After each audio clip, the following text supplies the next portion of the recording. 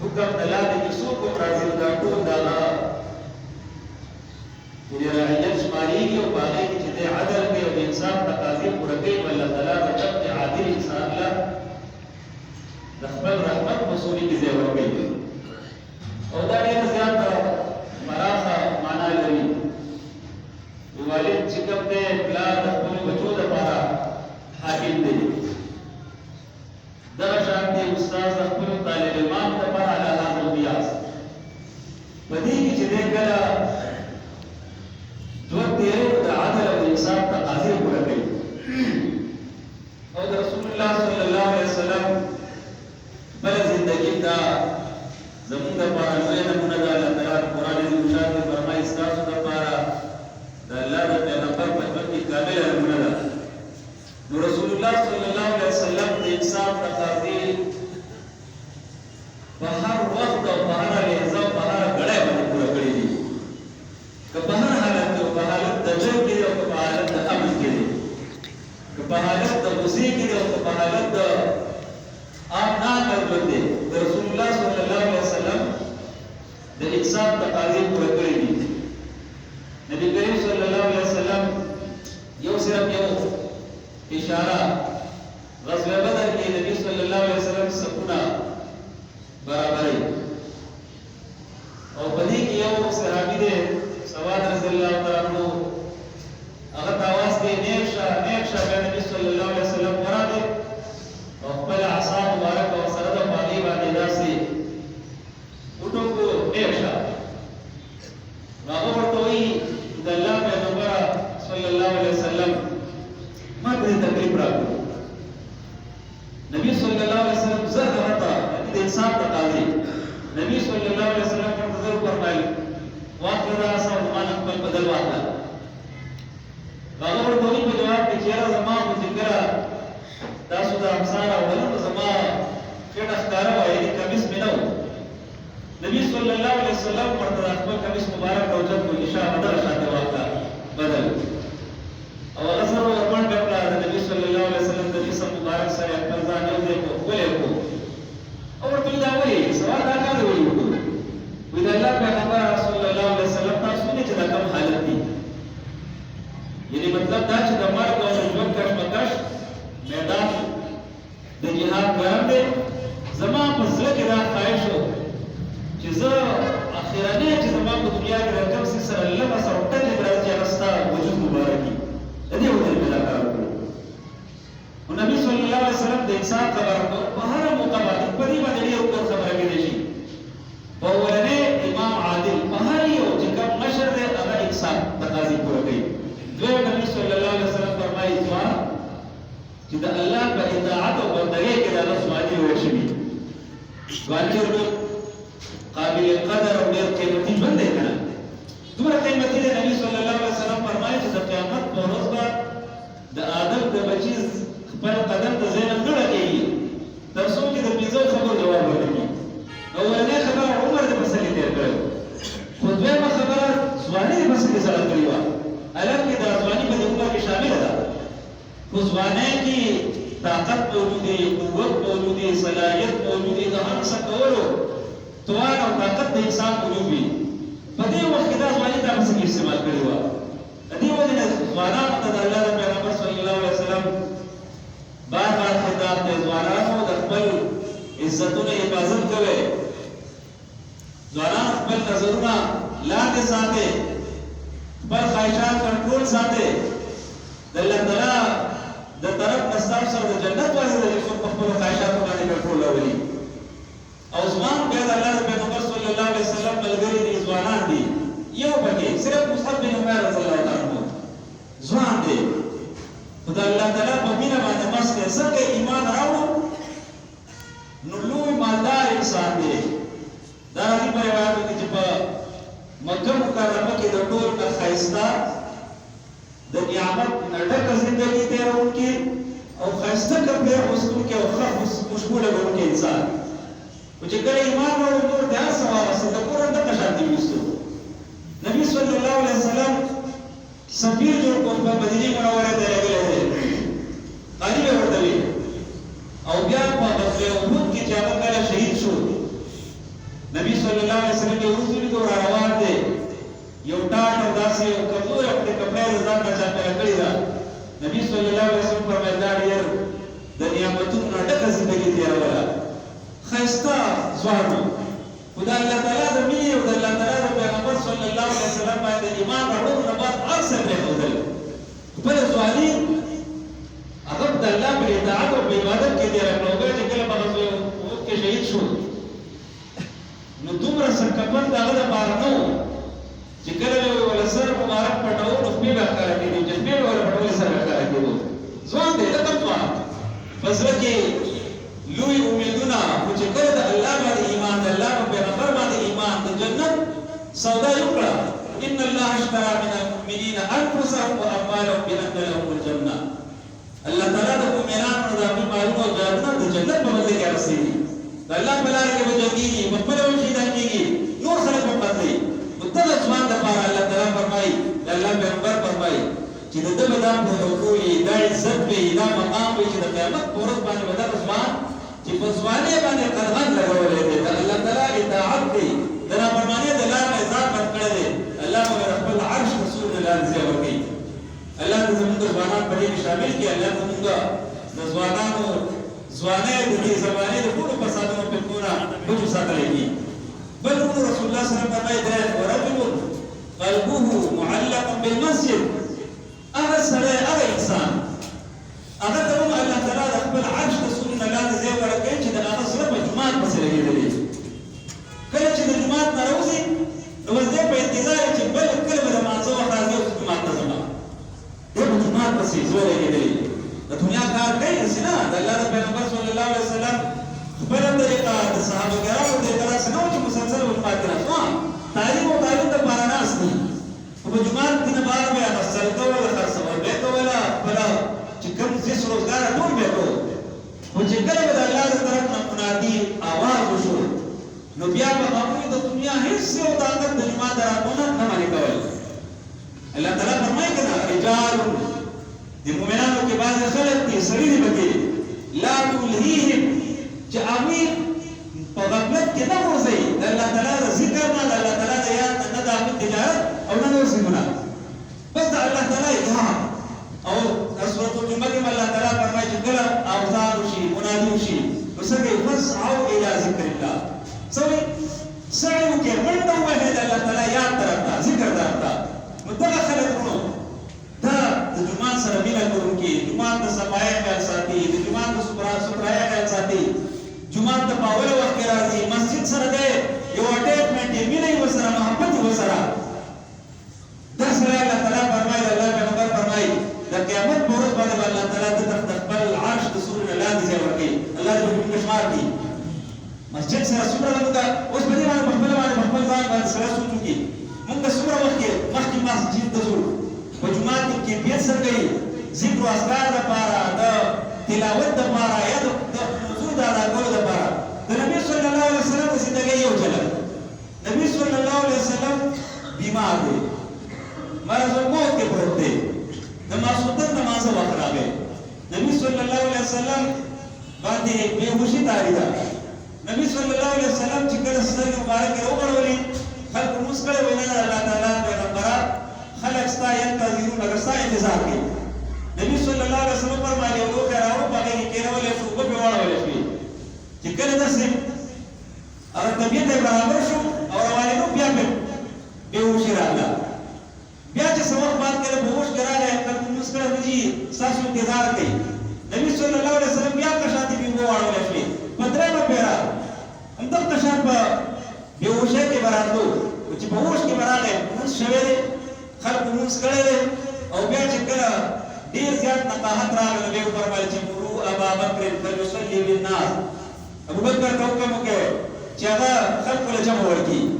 او بیا چې کله په بل ورځ راغلی مازدیګر نو د علي رضی الله تعالی عنه او د عباس رضی الله تعالی عنه باندې هغوی په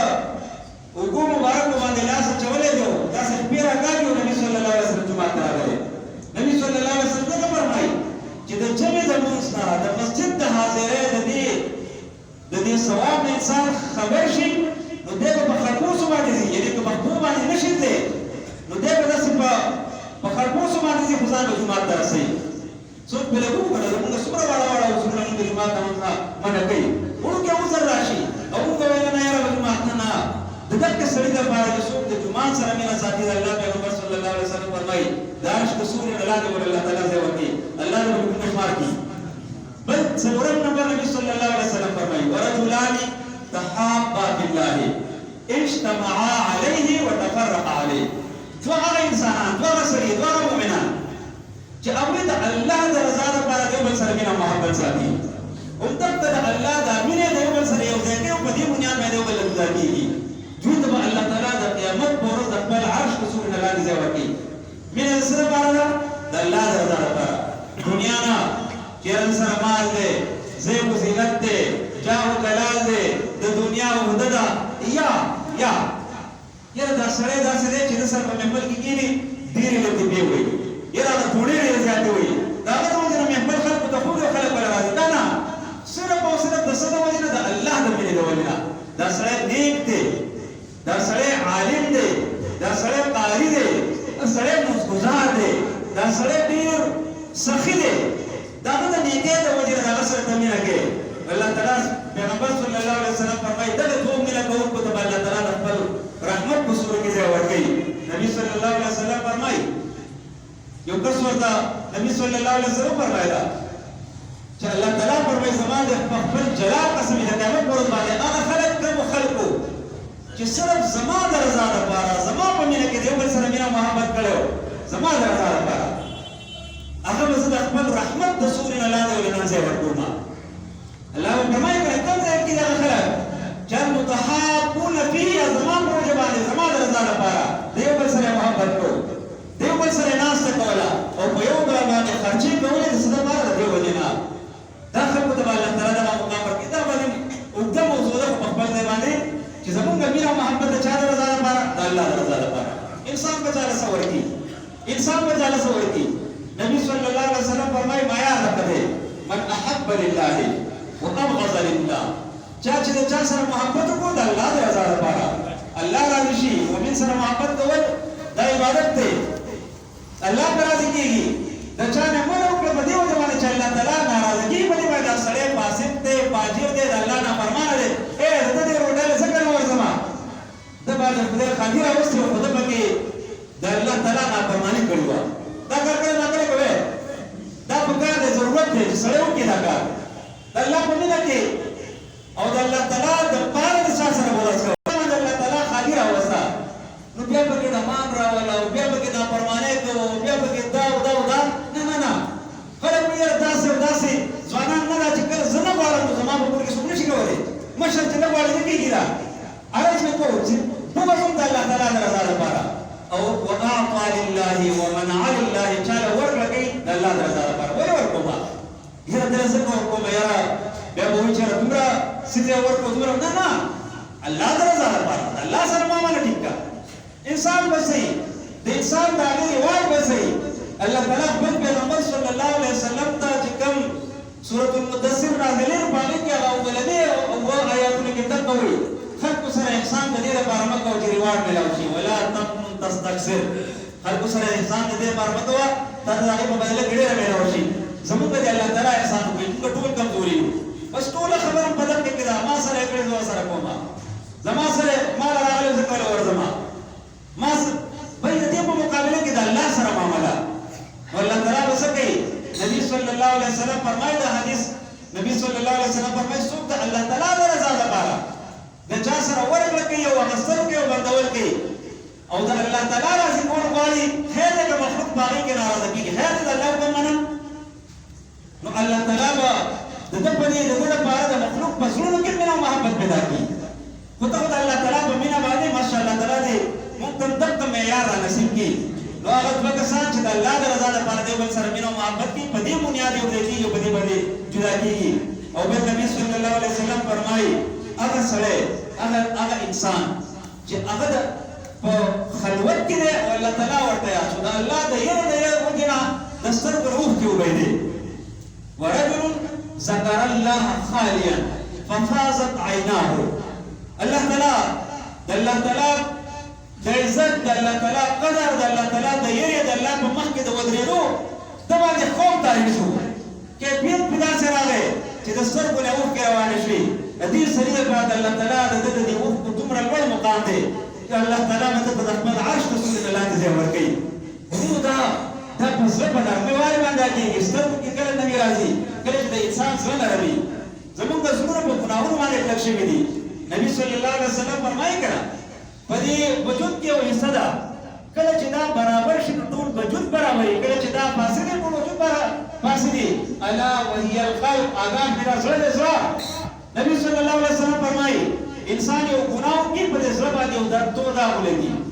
چې کله دې نیکي وکړي توبه باسي هغه داغ مټاو شي او چې ګناه وکړي او بیا ګناه وکړي بیا ګناه کوي او بیا ګناه کوي توبه نه وباسي د ده د زړه درد تور شي دې څه شي د الله تعالی د طرف نه چې کوم الله تعالی فرمایي چې دا د ګناهونو د وجه په دې ته زنګ لګېدلی دی ورونو دلته زنګالو زړه کې بیا نرمي نه راځي نبي صلی الله علیه وسلم فرمایلي چې په دې کې به بیا نرمي څنګه راځي صفایي به څنګه راځي نو نبي صلی الله علیه وسلم په یو حدیث کې فرمایي زړه ته زنګ لګي څنګه چې اوسپنې ته زنګ لګي د الله پیغمبر دا زنګ به څنګه لګېږي نبی صلی الله علیه وسلم دوه نسخې وښودلې یو د الله تعالی د کلام تلاوت قرآن عظیم الشان تلاوت بار تلاوت او دویم د مرګ یار مرګ را روان دی الله تعالی طرف ته تلل کېما قبر دی حشر دی د الله تعالی په مخ کې ودرېدل دي نو په دې باندې به زړه نرمي راځي او زړه صفایي به راځي او دویم نبي صلی الله علیه وسلم فرمایي زړه کې سختوالی راغی نو د یتیم سره ښېګړه کوه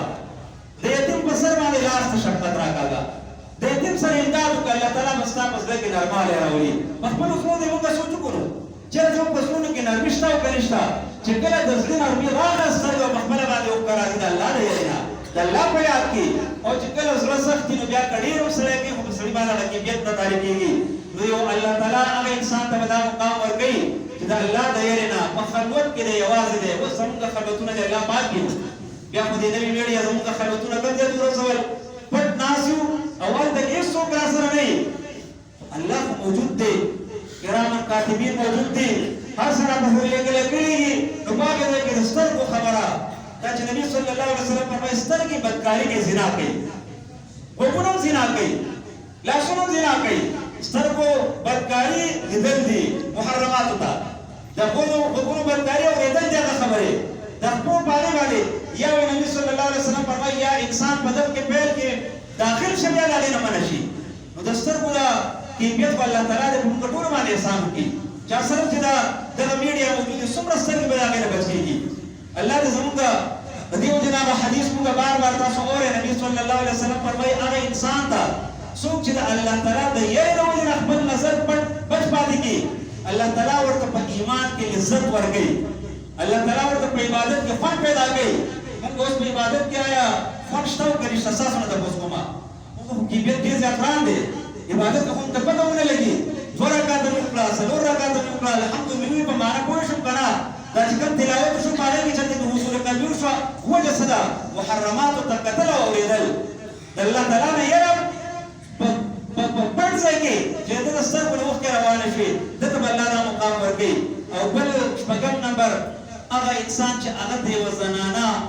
لوی خاندان والا او زیب و زینت والا هغه ورته دعوت ورکړي د ګناه دی ورته دعوت ورکوي داسې وایي اني اخاف الله د الله نه یېرېږم هر نمونه ماحول موجود دی هېڅوک مې نه ویني د هېڅ چا باندې پکړ نشته پولیس نشته هېڅوک نشته خو صرف څه اني اخاف الله د الله نه یېرېږم دا ډېر لوړ ایمان غواړي دا ډېر طاقتور ایمان غواړي چې څوک ووایي اني اخاف الله الله نه یېرېږم د الله د پکړ نه یېرېږم الله پیدا کړی یم سترګې راکړي حواس راکړي دا دومره احسانات راسره کړي د الله نافرماني به کوم الله به ګوري ما ته نه زه دا کار نه کوم دا ټولونه لوړ مقام دی الله ته دومره خوښ دی دا پیل چې سړی د دې سیند نه بچ شي الله تعالی پیغمبر فرمایي د قیامت په ورځ به الله ورته د عرش د سوري نه لاندې ځای ورکوي الله دې زموږ د ځوانانو دا کیفیت نصیب کړي او بیا نبي صلی الله علیه وسلم اخرنی فرمایي ورجل تصدق بصدقه هغه سړی چې د صدقه وکړه داسې صدقه په پټه باندې وکړه چې د ده کس لاس ته پته ونه لګي چې ده له ښی لاسه ورکړي دي مطلب یو صدقه کول بل په هغې کې پټوالی مطلب چې د الله د رضا لپاره په اخلاص نیت باندې صرف او صرف د الله د رضا لپاره نو دې انسان ته به الله تعالی د خپل عرش په سوري نه لاندې ځای ورکوي ورونو دا اووه اقسام د الله پیغمبر صلی الله علیه وسلم بیان کړي دي مونږ واورېدل د څه لپاره مونږ په خپل ځان باندې سوچ وکړو ژوند ډېر تیز روان دی ډېر په تیزۍ باندې روان دی هېڅ پته نه لګي د دې مونږ نه بعد مونږ ته الله تعالی د بل مونځ مونږ ته موقع میلاوېږي او که نه میلاوېږي د دې وجه نبي صلی الله علیه وسلم فرمایي مونځونه خپل ښایسته کوئ نو څنګه بیا ښایسته کوئ یو خو د سنتو اتباع کوئ خو د هغې د ښایستوالي لپاره د ټولو نه بهترین مستحضر ساته دا خبره شعوري طور باندې چې کله مانځه ته ودرېږي کالصلاة المودع گویا که دا ستا وداعي مونځ دی اخرنی مونځ دی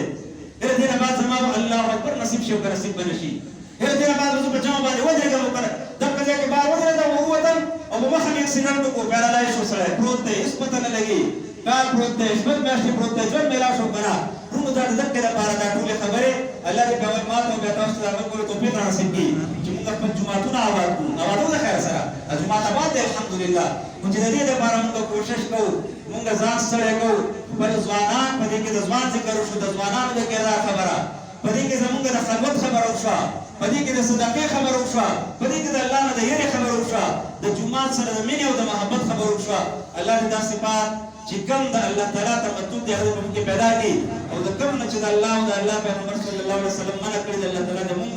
زموږ عیال او ځوانان د هغې بد کردارونو ساتلی دي اقول قولي هذا استغفر الله لي ولكم ولسائر المسلمين واخر دعوانا الحمد لله رب العالمين